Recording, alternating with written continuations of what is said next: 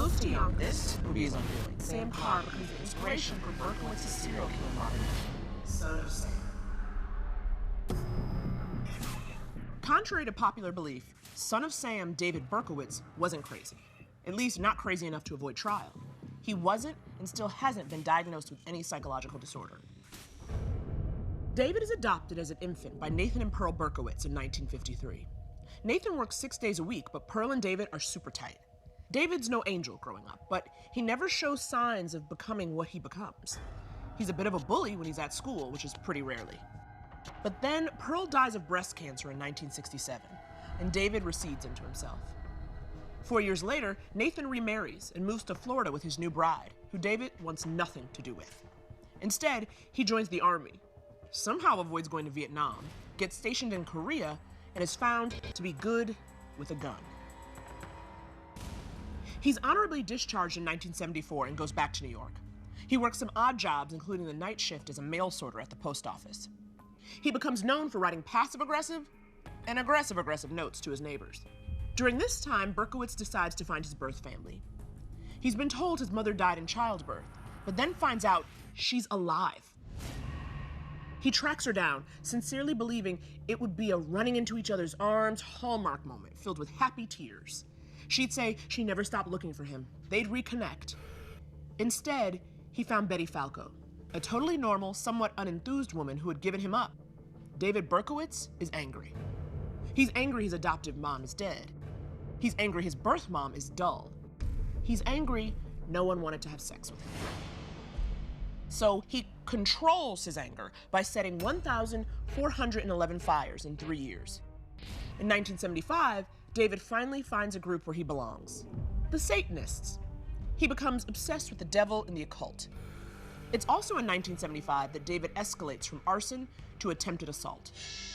Christmas Eve of that year, David stabs 15-year-old Michelle Foreman. Because she survives, that's the end of David's knife work. He moves to Yonkers, next door to Sam Carr and his black Labrador retriever. This would be his undoing.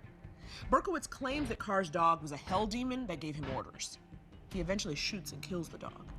He later recants the thing about the talking dog, which means he just killed his neighbor's dog for barking too much.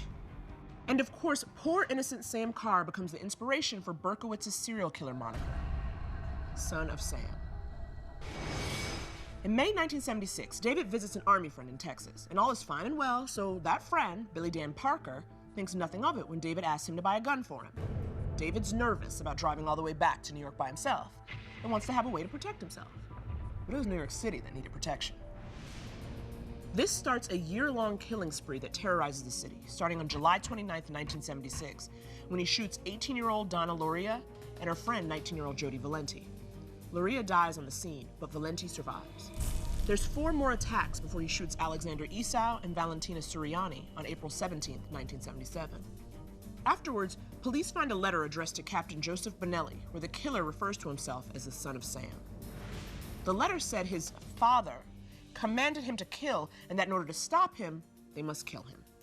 He talks about prowling the streets for prey, but that he doesn't really want to kill anymore, but he must. He admits to being a monster. He says he's not a woman hater, but later admits he targeted women so they wouldn't have children who were unwanted like he was. At the end of May 1977, Berkowitz sends a letter to New York Daily News writer Jimmy Breslin.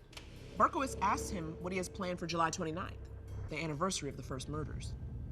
Breslin contacts the police and with their permission, prints part of the letter. This is when Son of Sam panic really gets going. The New York Post is eating this story up.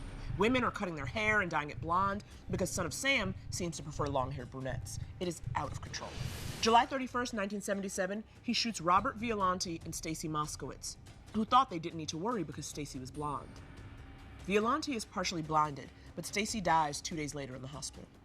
Cecilia Davis had been walking her dog nearby when Violante and Moskowitz were shot. She sees a man take a ticket off his car and drive away. Police check the ticketed cars in the area that night and contact Berkowitz, thinking he's a witness. They go to check out Berkowitz's house, and in his car they find a rifle and a letter to Suffolk County Police about an attack that would take place in the Hamptons. SWAT is called in and Berkowitz is arrested. He says, "You got me. How come it took you such a long time?" David Berkowitz confesses to everything. he is sentenced to 365 years in prison. When he first enters prison, Berkowitz is suicidal and tries several times to take his life. He was unsuccessful and converts to Christianity in the late 80s. In an interview with Larry King in 1999, he said that he worked as a peer counselor in the mental health unit of his prison.